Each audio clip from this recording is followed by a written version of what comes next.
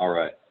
So today is September 29th, 2020, and today's topic on the leadership development call on habits, skills, and attitude is on building the need.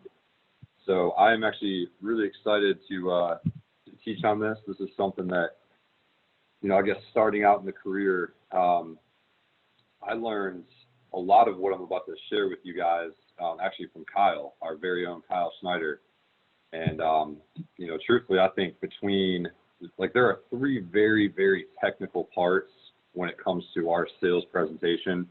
And the first one is obviously building the need, followed by buying atmosphere, and then transition to the close and then the close.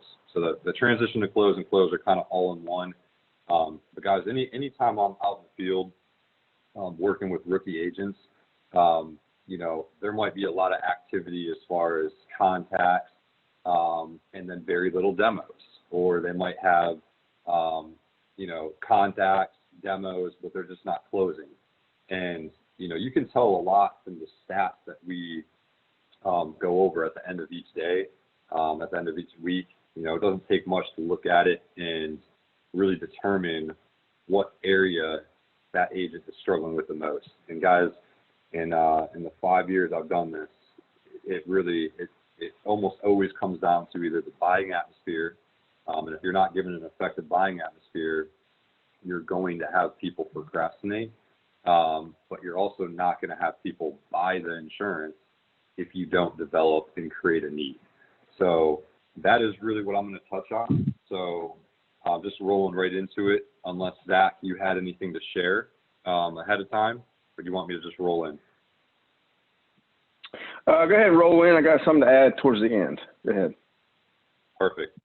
So I'm going to do a little bit of what, why, and how as far as building the need. Okay. So what building the need is, hopefully you guys are all familiar with this, but that is actually the third step in our sales cycle.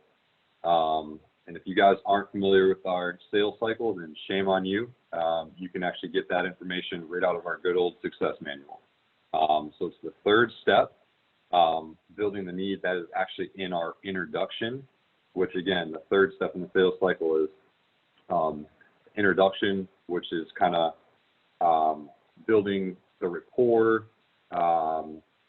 building the need, and then the buying atmosphere. That's all in the third step. So, and stay tuned, guys, because next week we're actually going to do a part on the buying atmosphere. I know Zach's going to do a fantastic job in that. Not to spoil it, but anyways, building the need, third step in the sales cycle. It is what is known as the indirect cost page. So indirect, direct cost page, and really what the developing the need part is really all we're doing, guys, is asking a series of questions to qualify the prospect, right? So why do we build a need? Why is it important to build a need? Guys, I want to encourage you not to ever just force feed a demo down someone's throat. Now, there is an exception to that. If you're coming up on the end of your goal period and you're itching to get a demo, like you have to get another demo within that hour period or hour and a half, however you set your goal periods, it's okay, but you shouldn't be doing that, 5 out of the 6 demos a day. If anything, it should be maybe one demo that you're really, you weren't able to do it. So you go up to the closest person to you and just say, hey, can I show you something really quick? Where you're just forcing a demo just to stay on track with your goals. But please don't ever, your demos, guys, should not be approaching people, introducing yourself and say, hey, let me just show you what I do. And then, kind of going over, painting the picture of, you have insurance, well, we do this. Here, let me just show you some benefits, because I promise you guys, people are not going to buy insurance just by you showing them the policy. We have to develop that need. So why build a need? Well, again, it helps qualify the prospect. And it really, in my mind, it is where the sale is made. So when you're on the indirect direct cost page, you are asking a series of questions to really qualify that prospect, figure out if that person you're talking to is a good candidate and you should invest more time with that person. You're going to figure it out by the time you get to the introduction and ask those questions if that person you're talking to is a prospect and if there's a need for what we do. Okay, so it really is where the sale is made. So now I'm going to go into how to do it. It all sounds great. Hopefully you guys are excited to learn. But how you do it, and again, it's kind of just asking the right questions and just listening, right? You're painting a very clear and specific picture to that prospect you're talking to. You're using a lot of names. You're really just knowing their situation and applying that to the presentation when you're sitting down with them. So this is something, guys, that I learned. I can't remember how long ago this was, maybe 6 months ago, but Brad Phillips did a fantastic job on developing the need. His acronym he used was CPR. Okay, so some of you guys, that might actually sound familiar, but CPR. Okay, I'm not talking about bringing someone back if they're choking, right? This is CPR, and that acronym actually stands for cut, pour, remedy. Okay, and I'm gonna break that down for you guys, but it really just tailors to building a need and why it's important. So, going back to the beginning, when you approach someone, you have about 30 seconds to build an instant connection with them, right? Like their mind's running a million miles a second. They're trying to figure out who you are, what you do. It's your job to remain calm, introduce yourself, get the sit down, or at least, if you're standing over the counter, whatever it is, if they don't have a place to sit down, that's okay. But you need to get them to a point where they agree to sit down with you and talk to you for a second, right? So, hey, do you have a quick place for me to sit down? Well, there's not really a place for me to sit down, but I guess this is the best we can do. Okay, cool, great. Let me just show this to you really quick. That's an opportunity. They're letting their guard down and letting you at least introduce yourself to them, right? So once you go into the introduction, you're building rapport, asking a lot of good questions. How long have you worked here? What's your story? You're from this area. And the more that they answer those questions, they're letting their guard down. We talked about this on a couple calls ago.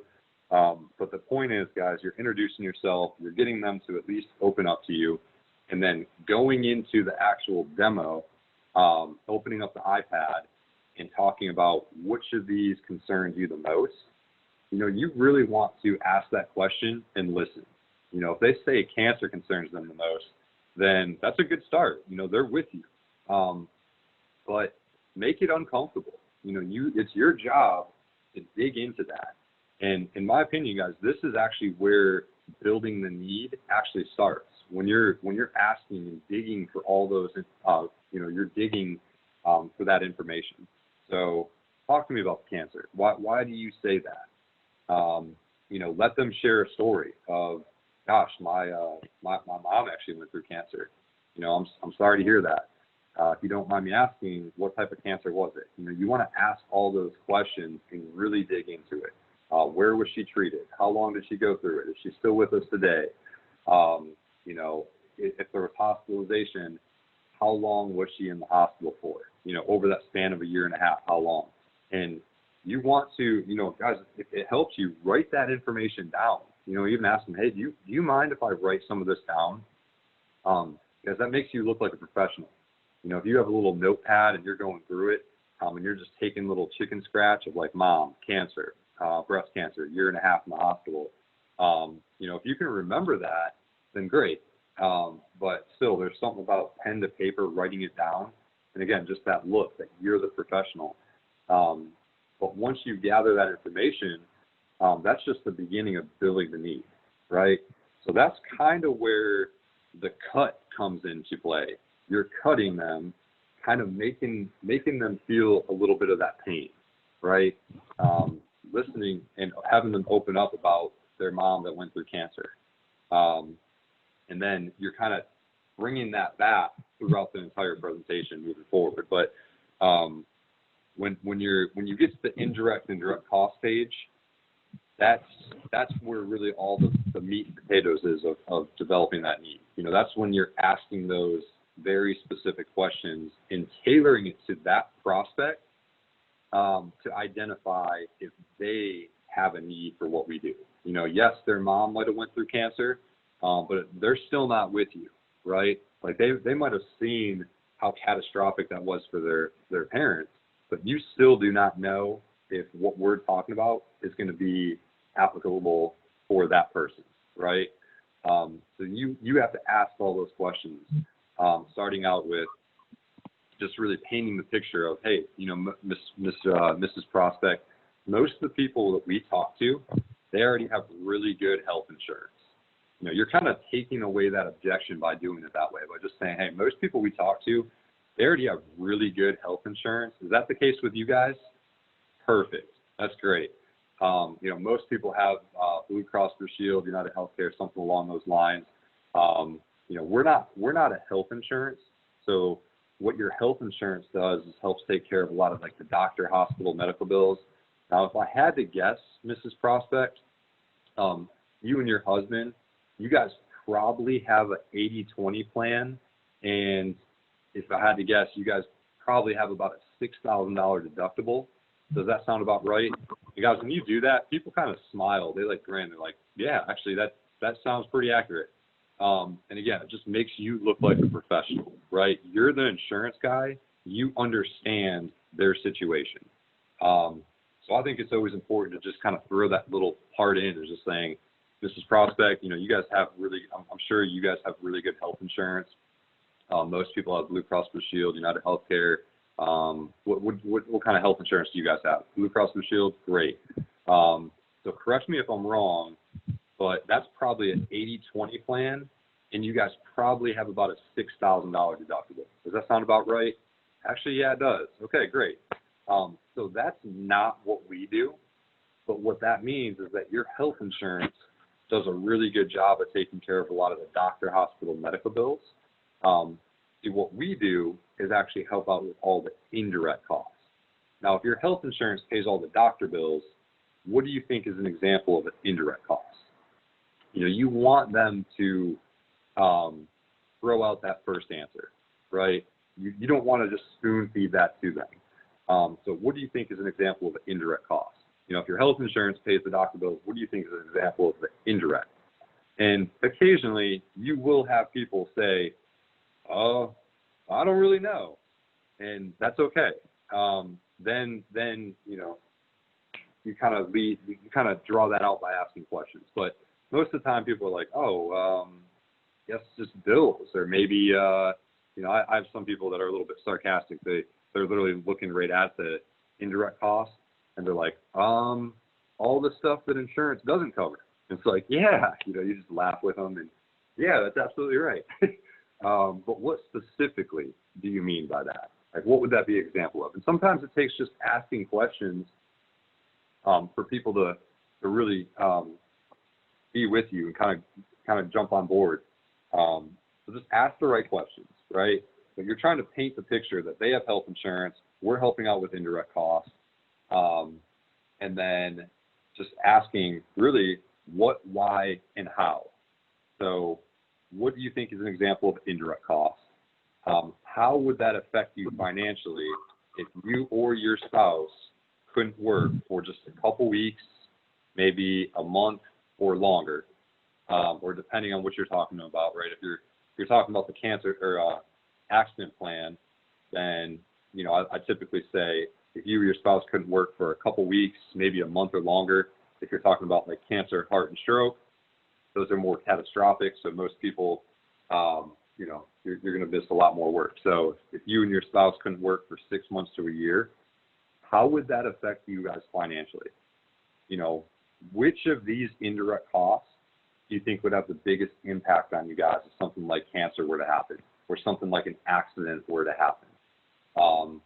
And then moving forward. You want them to be with you, guys, because if they don't answer these questions and they're not with you, you showing them the benefits, they're not going to buy the insurance, right? You have to get them to admit that they have a need for what we're talking about. And I think, if anything, if you guys are going to take away anything from me doing this call right now, implement that. Don't brush past that until you identify that they have a problem. That's very, very important. So CPR, cut them, which is identifying, and they might not even know it. They might, today's Tuesday. You might approach a business owner or employee, and they've probably never thought about cancer insurance or accident insurance before. But it's our job to help them realize, really, you want to cut them, make them realize that they have a problem, they have a wound, they have a need. Then once you identify that need, you pour the salt in that wound, right? You make that sting, you make it hurt, and you want to have them say, oh my gosh, and almost like be concerned that they don't have a backup plan. But guys, we're professionals. You don't want to just leave them in that type of mood. What we do is offer them a remedy, which is our product, right? You cut them, pour the salt, and you offer the solution to their problem. And it kind of just goes like, hey, Mrs. Prospect, it's okay that you don't have a backup plan if something like that were to happen. What I can share with you is all these people here, go through your pictures or use names. So-and-so and so-and-so and so-and-so and so-and-so, they were actually in the same situation before I sat down with them. Now I can confidently say that they don't really have that concern anymore because this was able to help them out. Now, I don't know if it's going to help you out like it did with them, but it definitely sounds like there's a need for something, right? So it's just painting that picture, guys. And just a quick recap on that. Asking, what do you think is an example of an indirect cost? Which of these indirect costs do you think would have the biggest impact on you if something like cancer, heart disease, or accident were to happen? If you or your spouse couldn't work from 6 months to a year, how do you feel that would affect you guys financially? Like, how would that affect you financially? And then moving to the next slide of that, once you paint that picture, that's when I go over the savings. There's a couple different ways that people try to combat these indirect costs. And, believe it or not, most people we talk to, they don't really have a backup plan other than using their hard-earned savings if something like cancer were to happen. Now, Mr. Prospect or Mrs. Prospect, I'm sure you guys didn't work the last, 5, 10, 15 years of your life to plan and save for something like cancer, did you? No, of course not. Okay. So is it safe to say that you would prefer not to have to use your hard-earned savings if something like cancer were to happen? Absolutely. Okay, great. That's what a lot of people tell me. Now, you always want to, this should be your final question you ask, guys, in building the need. And you identify and you kind of take that away of that, most people do have savings, but they prefer not to use it, right? I mean, there's a couple different ways you can say that. Like, a lot of people we talk to, they don't really have a backup plan other than using savings. Now, I'm sure that you guys have savings, but would you prefer not to have to use it? Okay, cool. Then you move on. But the last question you should ask before you go into the buying atmosphere is, other than using your savings, or if they're a young prospect, other than using any savings you have, or digging into any kind of retirement funds, or borrowing money from your parents, taking out a credit card loan, or taking out a loan or putting money on a credit card, what would be your current backup plan to pay all of these indirect costs if something like an accident or cancer were to happen to you? You want them to look at you and say, oh, wow, I don't have one. Then they're with you. As if you do that the right way, that is where the sale is made. And then the rest of it, like, people don't buy this insurance based on all the cool benefits that you show them. Hey, you know, if you don't do a good job building the need and you just go into the benefits and say, hey, you know, it's kind of like the saying, sell the sizzle, not the steak. You know, the steak in this business, guys, are the benefits. We're selling the sizzle, which is, again, going back to CPR, cut, pour the salt, and then provide the remedy to them. So hopefully that was helpful, guys. We're about 5 minutes to 8:30, 5:02. Any questions? Zach, I'm gonna pass it over to you if you want to fill in or add anything. Yeah, absolutely. Great job, Brian. Again, I urge everybody to please marry the success manual. When you get a chance, open it up to page 46, why people buy your product. The next few pages are chock full of just awesome nuggets. And understanding why people need our products is probably the most important thing. So you can tie it into building the need. Page 48 through, page 50 is literally every scenario, every prospect situation. Okay, are they retired? Are they a single parent? Do they own a small business? Affluent people, people in their 20s, why do they need our products? Why do families, of course, need our products? So when able, open that back up and understand why people need our products. It literally, each one, you can read it right there in front of you on the success manual. So we'll touch on that again next week as well. Good job, Brian. Thank you. You too, Zach. Any takeaways? Anyone want to share? We have a couple more minutes left. Any questions, comments? I know the first time I did this call went a little bit over, so I wanted to leave a little time here.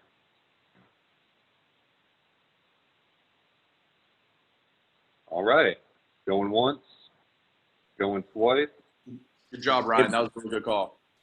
Yeah, Brian, if I could just All say that material was spot on, and making these adjustments and asking these questions and rewording them so that you can get the answer that you want is it's very key to having people understand the point you're trying to get across and help them understand their need for the product. So excellent work. Yep. Thank you, guys. Well, let's all go out there and put in a lot of activity and try to implement what we just taught today in your introduction. So don't move forward until they admit that they have a need for what we do. They're not gonna physically say that. They're not gonna say, "Oh, I definitely need this." But you got to determine if they're with you or not. So thank you, guys. Let's all focus on having a good week. It's only Tuesday. Lots of activity. All right, guys. Have a good one. Bye-bye.